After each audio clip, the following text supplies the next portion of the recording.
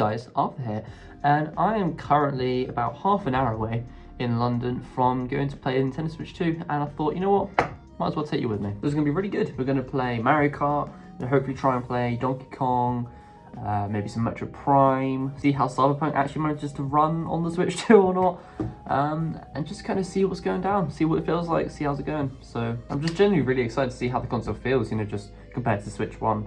So all of these questions are ones we're going to have answered, so let's get going.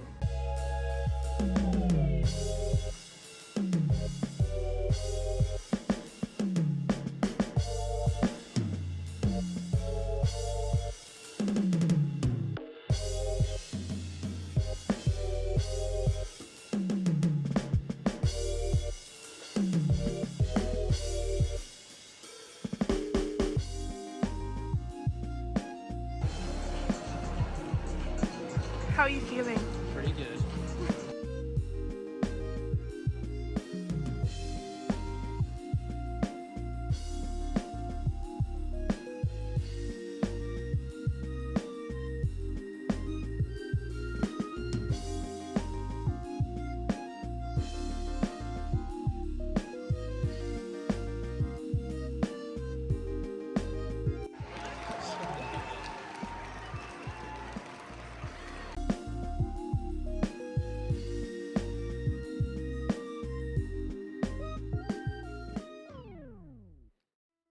So I just want to start off by saying that the event itself was really honestly quite incredible. We got to play so many games, the staff was so lovely, and everything there was just amazing. After queuing up with our funky little wristbands for a bit, the very first thing they got every single person to do was to play Mario Kart World. And oh my god, was this game good. We started off with me and my girlfriend playing on a split screen TV, playing the race of the Grand Prix, I think.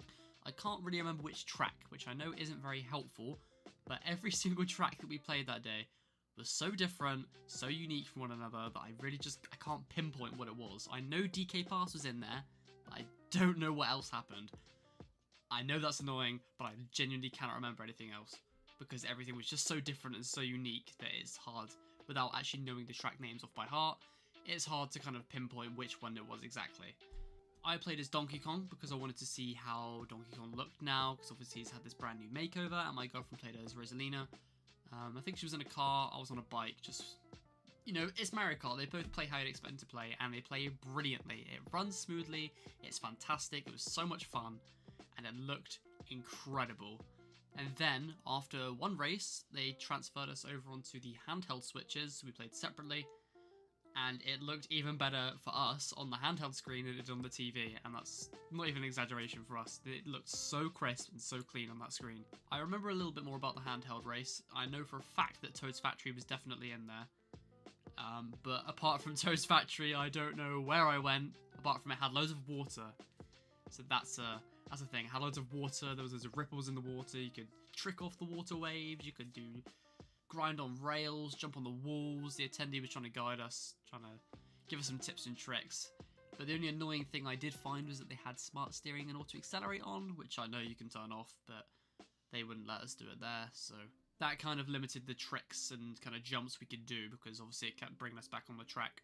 For that one, we were using the Joy-Con grip, which was really nice actually. I was a little bit worried, a little bit skeptical about seeing it in pictures, but it was really comfortable. The Joy-Cons are bigger, which is a big plus, so they're not as diddly as the original, and it just felt really nice. It's got the two programmable buttons on the back, just like the Pro Controller does. I don't know what I'd actually program to those buttons, but it's a nice feature to have, I know. And then after we were done with those races, we were allowed to transition into the big event hall that had all the other games in there, along with Mario Kart Knockout, which is what we played afterwards. Played some Mario Kart Knockout, which was really fun. It was also really stressful. 24 races makes the game incredibly chaotic, and it was just so stressful. Every single time a checkpoint came around, I was just barely getting by with the skin of my teeth. But unfortunately, both me and my girlfriend got knocked out with the kind of, I think it was positioning in 8th, because everyone else just was better than us and obviously had more skill. But it was really fun, like really fun. And again, with the tracks on this one, I can't specifically remember the proper details, obviously because you're transitioning from track to track, but I know it had a lava one, I know it was the Moon Cup, But it was really fun. Everything was different again. It's so awesome to be able to go from these different environments just so seamlessly into another one.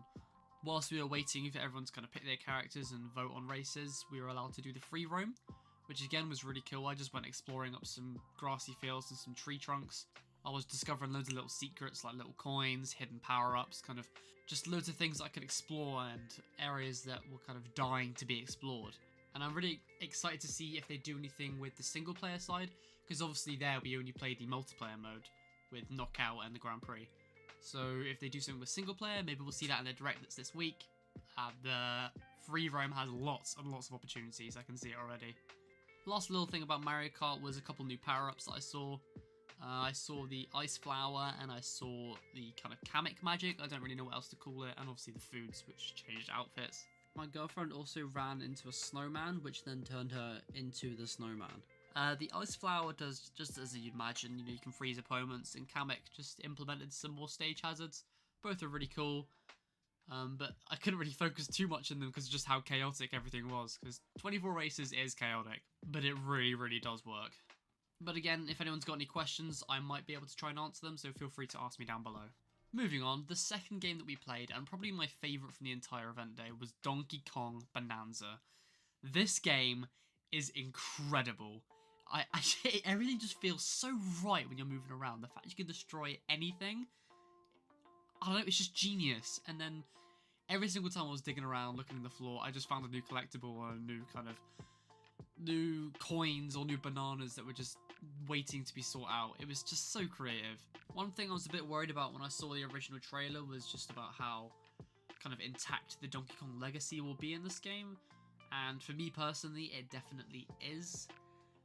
In ways that it counts to me. I mean, Donkey Kong's obviously still here. He's had this new design change. People aren't particularly thrilled about it in some areas, but I really love it. It took me a little bit to get used to when I first saw it, but I think it's really nice. It works quite well for Donkey Kong. Obviously, cannons are still a big part of the thing. There was loads of barrels and cannons you could fire out of. Bananas and gold and treasure are still at the forefront of Donkey Kong. That's what he's after. He's after the bananas. And they are just in abundance throughout the world, as I said before. Everything basically leads to a collectible. It's really fun. And one thing I really appreciated that kind of linked back to the original Donkey Kong games was the bonus areas. So I did a little challenge. The guy whistled on a spot or something. And it took me to this room where I had to defeat as many enemies as possible, or defeat enemies within a time limit, or collect as much gold or bananas as I can. It reminded me of the original Donkey Kong Country games, and I thought that was really nice. There was lots of crocodile imagery as well. I'm not sure if I got much footage of it, but there was lots of crocodile imagery, so I'm hopeful for K. Rool. Diddy Kong's obviously not been present yet, but there's loads of monkeys that look like him. And Cranky Kong is here. I spoke to Cranky Kong. I managed to play Donkey Kong twice. So I played for about 40 minutes, just kind of exploring.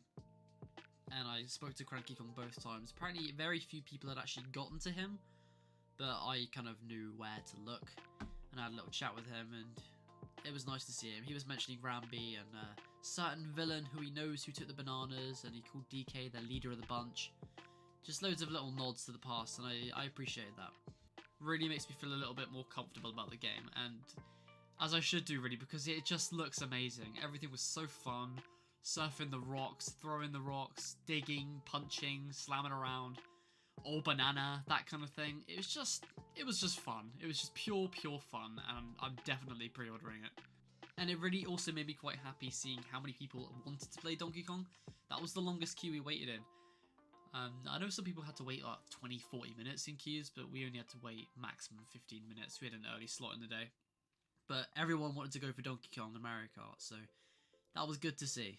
Here I also got to play with the Pro Controller, which is pretty similar to the original Switch Pro Controller, except it feels a little nicer on the hands. It's not as kind of plasticky. I don't know how that's going to hold up over time, but it felt a little softer, a little bit more kind of...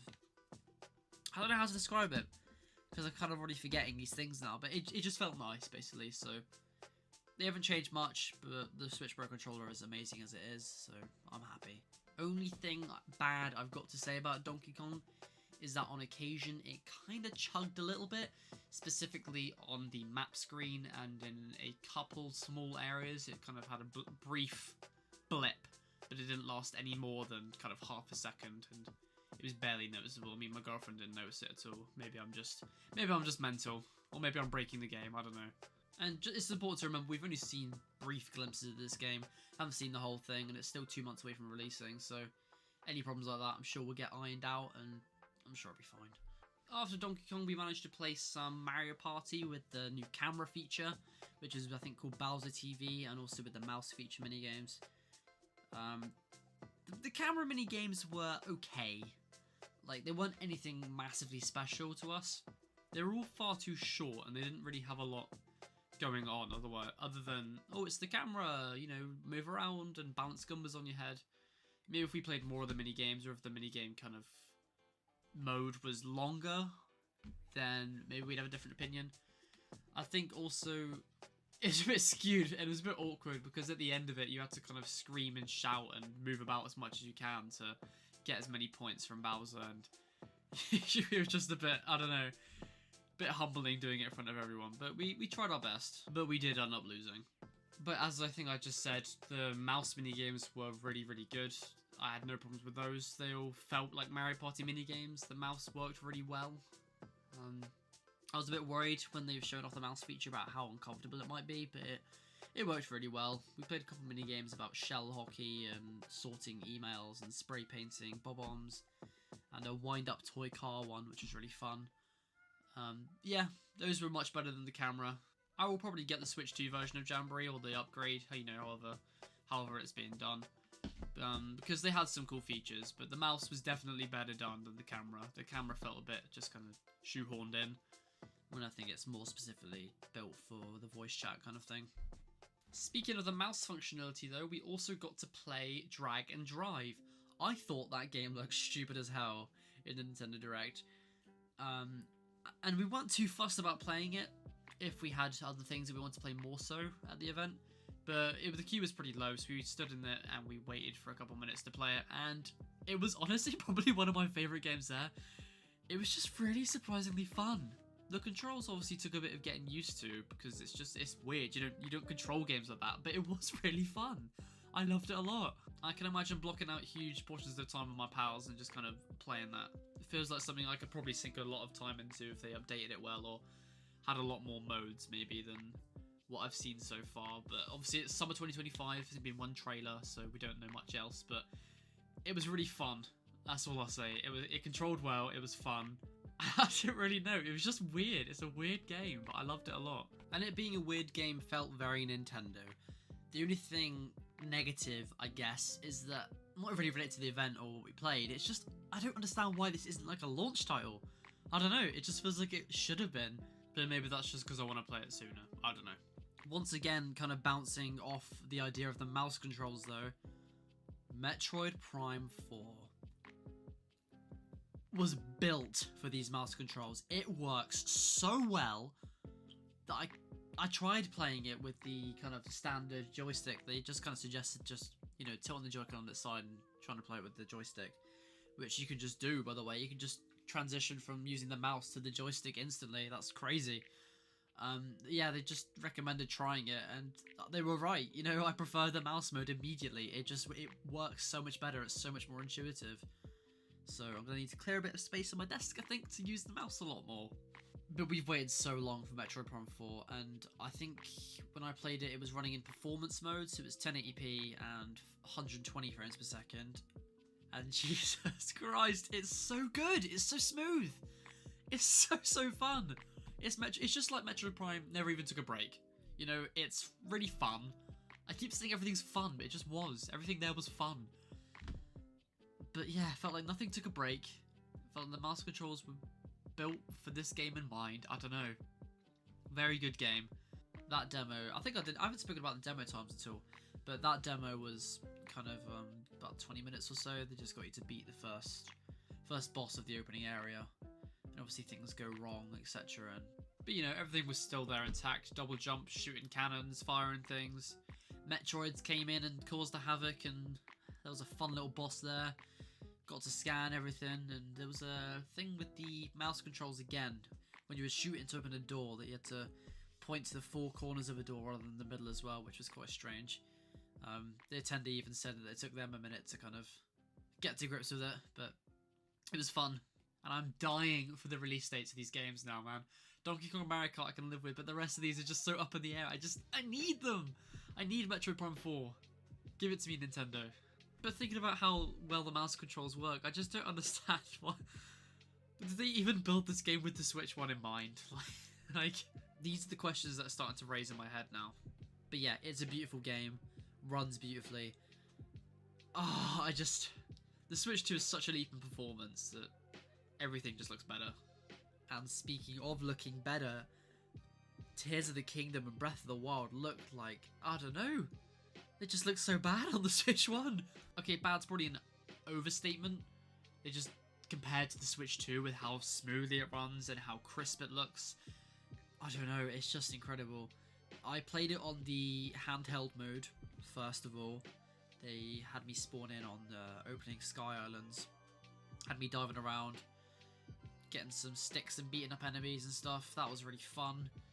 Obviously I played it before, but it was just nice to kind of be up there and see the graphical and technical difference between Tears of the Kingdom and Tears of the Kingdom Switch 2 edition. And that's a really smart move, I think, showcasing this game of all games, because you can notice the difference straight away. And one thing which was quite clever that they got me to do, he got me to go, when I played on the TV mode, because we were allowed to do handheld, and then he took me onto the TV. He loaded up a save file and then got me to load up another save file and showcase just how quick the loading times were. Because in the original they're like 15 seconds or so, but it was like 5 seconds on Switch 2, which improves the gameplay a whole lot. I just kind of played around a bit. I beat up some bokoblins. I jumped from the Skylands down to the kind of base world and then down to the depths. That was already fun. And then I tried to load the Korok Forest, but just as I pressed Korok Forest, maybe this was unintentional, I don't know, the game just, you know, the demo was up, it had been 20 minutes, and I didn't have enough time to do anything else. But the guy did say a lot of people went to the Korok Forest, and it runs like a whole different game, basically. Because if you play Tears of the Kingdom or Breath of the Wild, you know that the Korok Forest is a trouble area, you know. But yeah, I'm definitely going to be getting it, because I think he said it comes free with the Switch Online expansion pack, so, you know, I'm going to finish off all the side quests I never got to do in Tears of the Kingdom, I think. So I've got lots to play at launch. I didn't try out Breath of the Wild, because, you know, Tears of the Kingdom, Breath of the Wild, they come hand in hand, you know. I didn't feel the need to play them both when I could go around doing other things. The last station of the day that we tried out was the Gamecube games. So I played some Wind Waker, and then me and my girlfriend played some F-Zero GX and some Mario Football Strikers, or Mario Strikers Football, whatever the hell it's called over in the UK. Which was weird, because that's not a launch title, so that was kind of a play it before it's down on the Switch Online app, which is weird. I don't know why it's not on launch, because that was really fun. But Wind Waker obviously runs really well, really nicely. I haven't played the original, so I'm going to have a new Zelda to play at launch as well, so that's going to be awesome. F-Zero GX, I know that's Firerotic Broadbean's favourite game or something. Something, you know, kind of close to that mark. So it felt good trying it out and just sucking completely at it. My girlfriend got blown up on the track, and I managed to win. So that was a proud achievement. And Mario Strikers was actually really, really fun. Me and my girlfriend are definitely going to be playing that again when it actually fully comes out, because it was just fun, you know? I haven't really played much of it. I played the original kind of, I think it was a remaster or something on the Wii, and that was fun, but yeah, playing this game on Gamecube was just fun. Fun game. Everything's fun. That seems to be my word of the day. But the Gamecube controllers as well were really good. They just felt just like the originals, and the Nintendo Switch Online controllers are always really high quality, and this was no different. I obviously don't know whether you can use it in games like Smash or Mario Sunshine. I know there's a disclaimer saying you can only use it on the Switch Online app, but it depends, I guess. It depends on the controller, because I think you can use the others elsewhere. It really just, it depends the way you use them, so I'm not too sure. So I can't confirm or deny that. And that was all the kind of games we had time for, really. We were there for 4 hours. Got to play Mario Kart, obviously, for about, I don't know how long, maybe half an hour, 40 minutes. Played Donkey Kong for 40 minutes. Played Mario Party for about 15, I'd say. Metroid Prime was about 20 minutes, so was Dragon Drive. Tears of the Kingdom was 20 minutes. Gamecube, I think, was 10, maybe more. Then the rest of the time was just spent kind of looking around, chilling, seeing everything. Unfortunately, we didn't actually have any more time to play stuff like Kirby Forgotten Land, DLC, Cyberpunk, Hogwarts Legacy, and all the other third-party games they had there, like Hades and Bravely Default. But we did get a look at them as we walked past, apart from Cyberpunk and Yakuza, because they were... there was a big queue to get into it, and the room that it was in was actually walled off, so you couldn't see it because it's an 18+ area, so we just didn't want to queue that long where we could play on other things. But Hogwarts Legacy and Bravely Default, Hades 2, they all ran really well. Especially Hogwarts Legacy, that's like a completely different game on Switch 2 compared to Switch 1. And of course Kirby, while I didn't play it, I did look over someone's shoulder and it ran really, really nicely. The original, I think ran at 30 FPS, and this one looks to be running at 60 or 120. I'm not sure. But it just runs really nicely, and I'm excited to go back and sink my teeth in some DLC. So, yeah, that was good. One final thing that we got to do was look at the console itself, kind of unplugged from everything, and we got to pick up the handheld and move it about a bit. The one that we picked up was a little bit beaten up, because that's obviously the one that everyone's picking up. Had a couple scratches on the screen, and the Joy-Cons were a little bit wobbly, but everywhere else that I'd use the Joy-Cons connected to the Switch and kind of Joy-Con grips, they were perfectly fine. I mean, when I say wobbly, I don't mean they could come off. I mean, it was just a little bit kind of... You could wiggle them from side to side. As much as I tried, I could not pry them off the console. I really, really tried. But without releasing the magnets, you couldn't do it. So that's settled any worries I've got and any worries that other people have. They're strong magnets. The kickstand's a lot better. A lot better than the, slap of paper they put on the back of the original Switch. It's a really sturdy stand. Felt really nice to open and close.